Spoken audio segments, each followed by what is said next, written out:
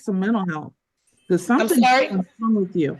You have You a said mental what? problem. You have a mental problem. I If have you a think mental the laws problem. in the How? United States don't apply to you and you get to make them up as you go along, like you know more than everybody else in the world, there's clearly something wrong with you. No, what did I make up? All of it. All right, guys, buckle up for this one. Remember that Neender Karen I covered recently, the one who had her kids screaming through the entire hearing? Well, today the house is quiet, the kids are at school, and it's her mother who ends up getting a full lesson in courtroom reality from Judge Washington. And trust me, this time the judge isn't holding anything back. So let's get right into it. Good morning. The 14B District Court is now in session. My name is Elaine Washington. And I find everyone's pain funny but my own. I'm French. Mr. Fantera, if you, the court will call the case of the Ranches of Rosebrook versus Anais Battle, case number 25C-1245.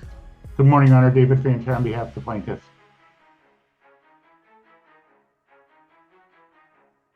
Battle, please unmute and state your name. Anais Battle, appearance especially, not generally. Thank you. All right, we're here for the continuation of the hearing today.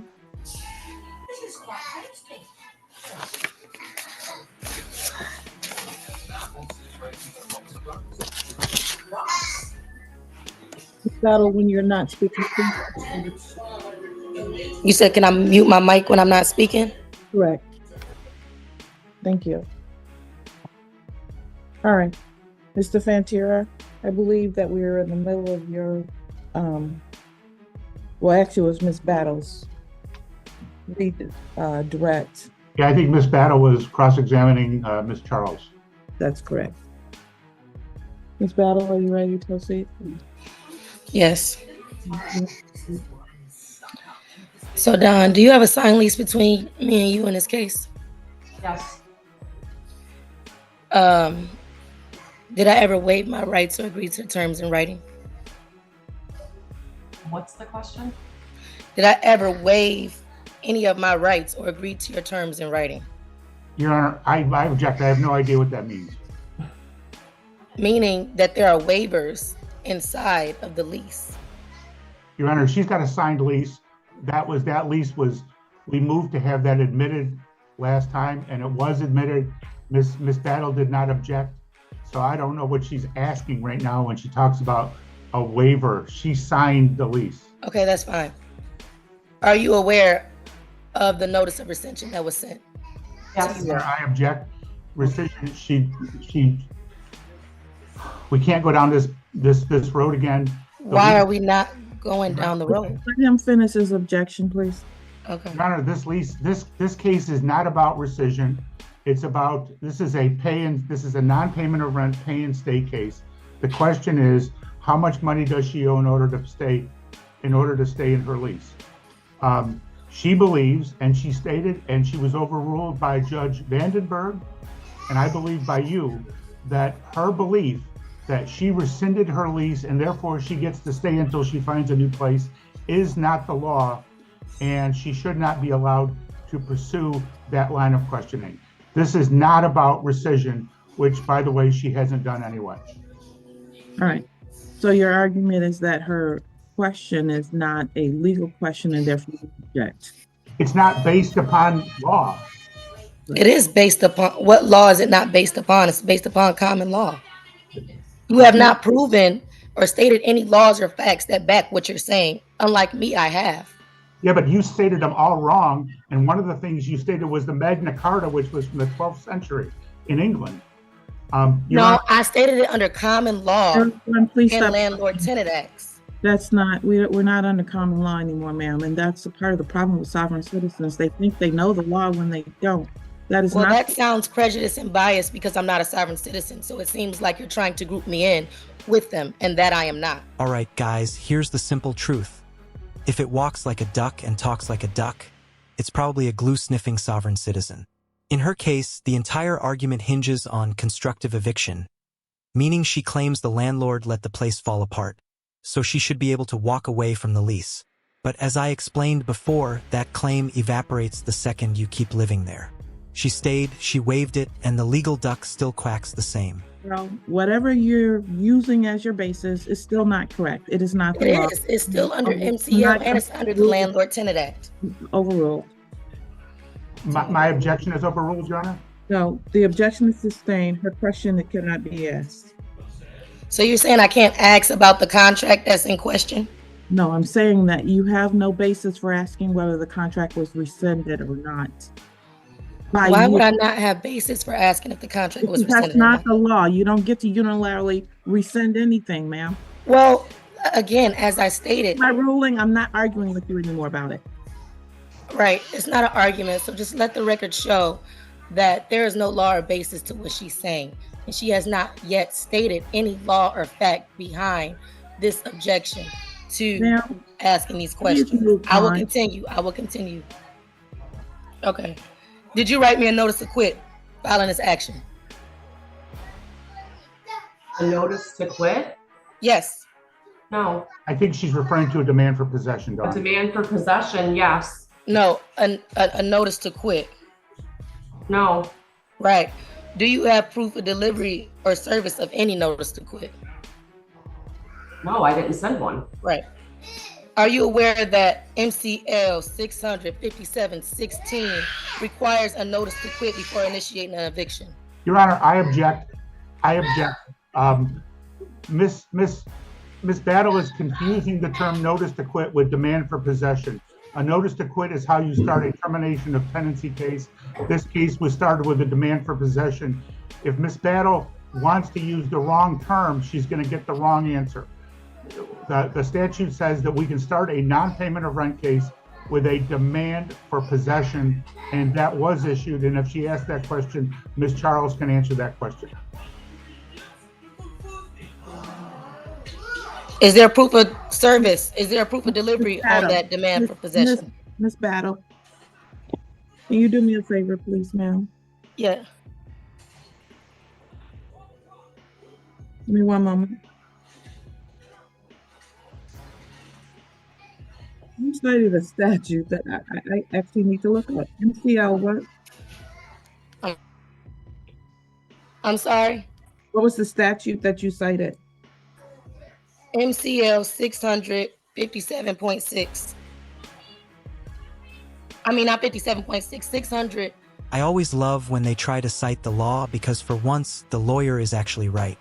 Under MCL 600.5716, the property manager must file a demand for possession before the landlord can even start the eviction process. So not only does she have no idea what she's talking about, she clearly isn't reading the statute she's waving around in the first place. Yes, I had read it when I first did this.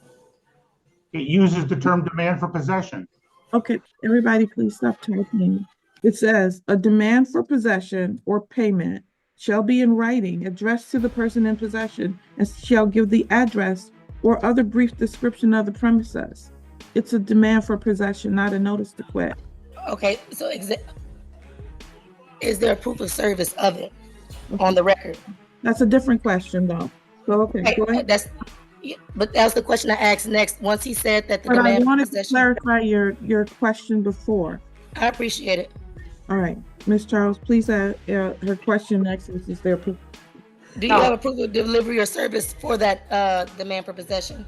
Nope. Nope. Did you know that under MCL that you're required to have a certificate of service or proof of service on the record? Your Honor, I object. She's now, again, she's not using the statute changed 10 years ago so that you now need on a demand for possession a certificate of service. And that's what's at the bottom of the page. If she's looking for a proof of service, meaning somebody going to the door, she's going to get the wrong answer again. The term is certificate of service. And I believe Ms. Charles will answer that question differently because there is a certificate of service at the bottom of the demand. So I would appreciate if she's going to cite statutes, she cites them correctly. Okay. That's fine. I didn't cite an exact statute, but I appreciate your objection? That might be true for eviction procedures involving tenants who actually receive HUD assistance. But here's the kicker. As they're about to clarify on the record, this woman isn't even receiving HUD in the first place. So whether she happens to live on a property that includes HUD housing or not, those statutes don't apply to her situation at all. She's arguing laws that don't even belong in her case. What was the statute that you cited? MCL 657.6. I mean, not 57.6, 600.5716. I just said MCL because they're both under NCLs. Both proof of service and certificate of service are both under MCL. No. All right, well, everybody. You so let's not make my ruling. let's just okay. All I'm trying to do is ask questions to make sure certain things are on the record. A certificate of service Okay. is not on the disposition, and just like she read on 657.16, was the property described on that disposition? Yes. Was there a description of the property? Yes. If there was a description of the property? Correct. On my copy, there is no description of the property. But let's continue. Does your company participate in HUD programs or accept federal HUD assistance? Yes. Okay. Did you provide me with grievance procedures required by HUD? Did I provide you with what? Grievance procedures required by HUD. Your Honor, I object. That's irrelevant. There are no It's such grievance procedures under this, anything that I'm aware of. I mean, I don't even know what she has a grievance about. right. The grievance would be with the breach, and you all have a grievance, and hence on why you initiated a hearing for the breach of the contract. So it goes back to HUD because you're publicly funded, right? No, we're not. No, we're not publicly. Well, you accept HUD housing. You accept HUD housing, and you apply, and you are in compliance with HUD laws and policies, correct? Yes. Right. Okay. So if you have HUD terms and you're Your Honor, I object. Miss Battle is taking. object to what? I didn't say anything yet. Well, I'm objecting because she asked Ms. Charles a question, which was, do you get any funding from HUD? Yeah, most companies do. We do. And then she takes that and starts taking that to a next question where it says, well, when you get funding from HUD, and then she's assuming. I didn't assume anything. I asked the question. Okay, what was the question you were going to ask? I said, do you have to follow HUD's policies? That was my next question. And she said yes. Right. And then you objected after that. No, and then you started the next question. No, I started the question, but I didn't get it out my mouth before you Please objected me. Let her ask the next question, and if you have an objection, I can hear it after she finishes her question. Okay. Are you aware that before you initiate a hearing in court or the administrative process before court, you have to have an administrative hearing by a HUD administrative judge? Your Honor, I object. I'm not aware of any. Say no. I mean, that's Just not say no because you're not aware, and that's okay to not be aware. That just means that you are not aware of the laws that govern. No, it doesn't, because that is not the law, ma'am. How is it? Okay. You're making. Are you aware of the requirement under 42 USC 1437 DK for federally funding or accepted landlords to resolve disputes through HUD before an eviction proceeding? Your Honor, again, I'm going to object. The fact that Ms. Charles answered the question about having a relationship with HUD doesn't mean we are a federally funded property. I didn't say that you were federally funded. So let's be clear. I said either federally funded or get federal funds, which you do if you accept Section 8 and vouchers. Oh, she's getting a fair hearing. She just refuses to accept that she's too clueless to understand why she's wrong. And it's definitely not the court's job to turn her confusion into a lifetime pass for free rent at the landlord's expense. Judge Washington isn't having any of it. Miss Battle, move on.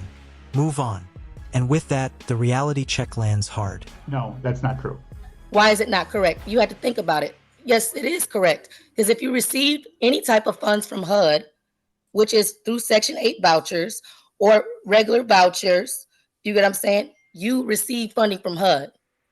We are, do you? I'm not saying that you're funded and that they give you loans of that nature. I am saying that you are within their practice and policies of HUD guidelines because you accept HUD in Section 8. Your Honor, I object to this whole line of questioning. Ms. Battle does not receive a voucher, and so all of this questioning. Well, it doesn't matter if I receive a voucher. It matters that you are of that type of entity that needs to go through HUD because you accept those things. So Your you Honor, agree with those terms and policies of HUD. Your Honor, she's making that up again. I'm not making that up. If you're saying that how am I making it up? It's under 42 USC 1437 DK. Battle. It's a federal registrar on it.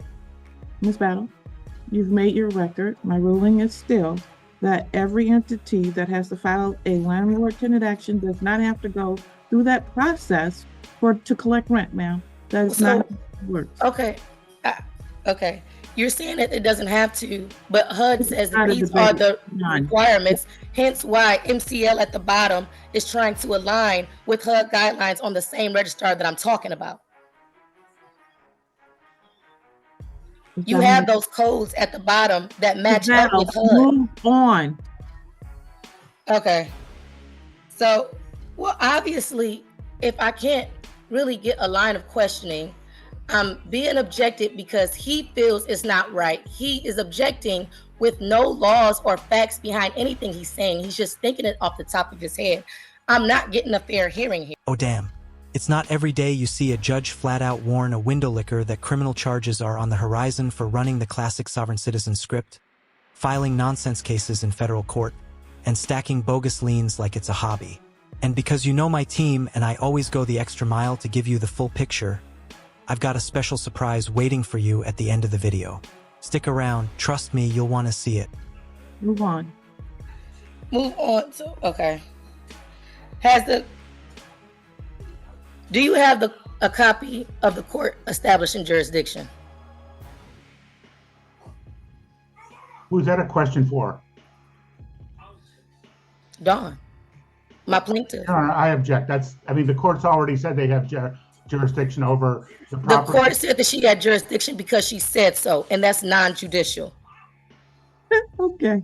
Ms. Battle, move on. Move on to what? If I cannot have, this is not a fair hearing. And again, this is why you're trying to turn this into I'm not trying to turn it into anything. I'm just trying to state the Please. laws, and I'm not trying to argue with y'all about anything. You get what I'm saying? I'm not trying to argue with y'all. I'm just trying to get y'all to state and prove y'all facts, and y'all have not proven any facts. But for some reason are hindering me in this proceeding. And that's why I took this case to the U.S. District Court in Eastern. That's why there's an open case right now with all of you all, because this is just not. And I told the Attorney General, and I told the IRS, and I did everything else because at the end of the day, please move all on. this is not right. And Attorney I'm going to be filing criminal proceedings against you for all these frivolous things that you're filing against me. Of course you do, because this clearly isn't your first attempt at scamming your way into free rent. And now you're talking about the marshals getting involved. Hate to ruin your paint chip fantasy, but it's not going to be the marshals. It'll be the sheriffs, and they'll be the ones showing up to escort you out so the property can finally be reclaimed. And this is the moment Judge Washington has officially had enough. She drops the politeness and tells her exactly what she thinks. You all have not been acting in honor and with good faith. So I don't know. I'm stuck on what to do. The integrity of the court is questioned. Wrong with you. I don't know what that is, but you should seek some mental help. Because something's wrong with you. You have You have a mental problem. I have a mental problem. How? The United States don't apply to you, and you get to make them up as you go along, like you know more than everybody else in the world. There's clearly something wrong with you. No, what did I make up? All of it. What? Be specific. No, be specific, because now you're lying on the record. This is perjury. I didn't make nothing up. 42 USC definitely applies to this case. All right. Jurisdiction is a threshold. Ma'am, if you don't stop, I'm going to remove you from the court proceeding. So, Mr. Fantera, apparently we're not going to have a reasonable hearing here today because Ms. Battle feels as though the laws are very different for her as opposed to everybody else in the world. I'm not certain how to handle this going forward. You have submitted your documentation and she wants to argue stuff that's not law, regardless of my rulings. So therefore, I'm not sure what to do with respect to your case. I would ask for a directed verdict. She hasn't said anything that is a defense to my action. And I submitted a proposed judgment this morning. There's rent owing in the amount of $3,432.42, court costs of $177 for a total of $3609.42. We would ask for a judgment for possession with a writ after 10 days, and she can avail herself of whatever procedures she can in another court.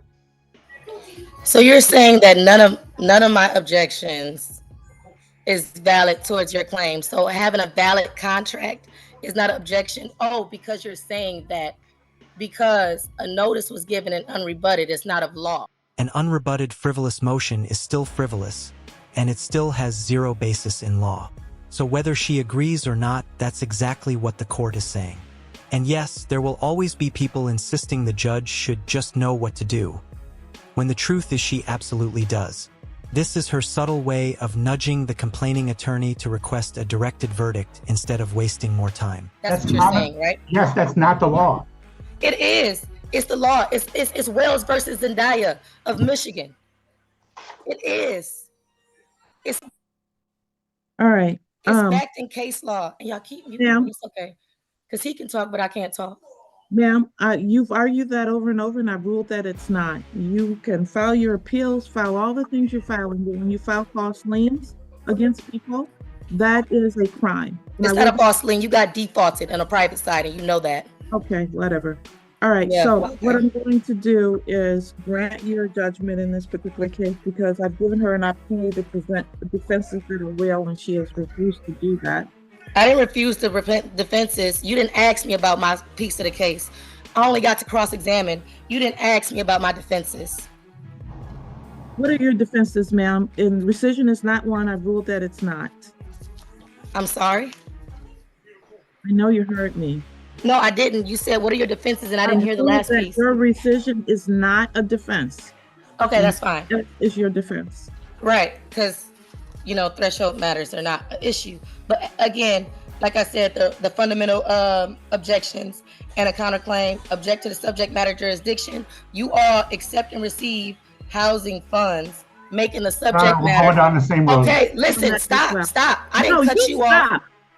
I didn't cut y'all off. You just asked me what my defense was. And all right, I'm done. wow. You're asking me what my defense is. I can't. Take her out. I've asked her 3 times to stop this. All right, I'm going to grant your judgment in this particular case. Your Honor, are you going to check the box after hearing? Yes, Thank you. thank you. I'm sorry Thank you you, had Judge to go, Washington. I'm Thank sorry you you. had to go through that. All right, thank you. Thanks. Well, there you have it. Judge Washington ruled against her, and our self-appointed Mother of the Year has just managed to make herself and her kids homeless through her own brilliant decision-making. You'd think she'd consider her children before chasing every internet conspiracy that floats her way.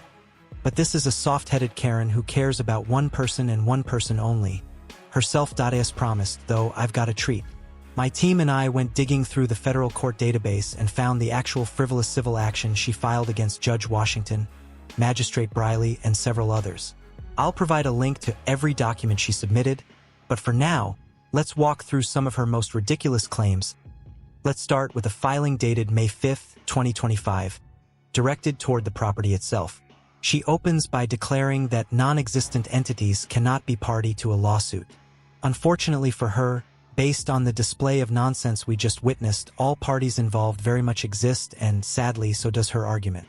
She then cites MCR 2.201b, claiming that a valid action must be brought by a legally identifiable person, and that no such entity appears on the record. The problem? For any binding contract to exist, in Michigan or anywhere else in the United States, both parties must indeed be identifiable legal persons with the capacity to enter into agreements. MCL 440.1201 and 455.0261 disagree with her fantasy that neither she nor the property are legal entities. Honestly, the statute she should have consulted was MCL 8.3G, the definition of an insane person. And if she truly believes she isn't a legal entity, then she doesn't have a lease to begin with. At that point, she's basically a moldy couch abandoned by a previous tenant, something that can be tossed straight into the human trash bin where it belongs.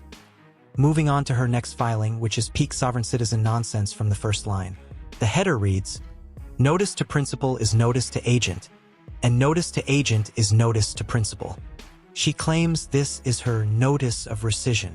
In it, she argues that under Michigan law, all payments, including her security deposit, must be returned to her within 30 days. She also insists that even if the place is uninhabitable, the property must still allow her to live there. And finally, she demands that all parties cease and desist from pursuing a supposedly rescinded lease. Yeah, we all saw how well that worked out for her. And then comes the final filing, directed squarely at Judge Washington. She accuses the judge and others of violating her rights under USC 1983. I'm not even going to waste your time going through each claim. They're too many and too ridiculous, but I will share her demands for relief. She wants a declaratory judgment, an injunction stopping the court from moving forward, and, wait for it, $1 million for emotional, property, and constitutional damage. $1 million. From a case she created through nonsense, so yes, Judge Washington has every right to pursue criminal charges under several different MCL statutes, including 600.2907(2), which makes it a felony to record a document encumbering property without lawful cause with the intent to harass or intimidate. That's punishable by up to 3 years in prison or a $5,000 fine. Or she could charge her under MCL 440.9501(a), which prohibits knowingly filing false or fraudulent financial statements. Another felony, punishable by up to 5 years or a $2,500 fine. And those are just two of the many possible felony charges this soft brain has lined herself up for. The point is simple. She's cooked. Alright, guys, that wraps up the video. If any of these charges actually move forward, there's a good chance we'll be seeing her back in court, and you know I'll be here to cover it. If you liked the video, hit the like button. If you disliked it,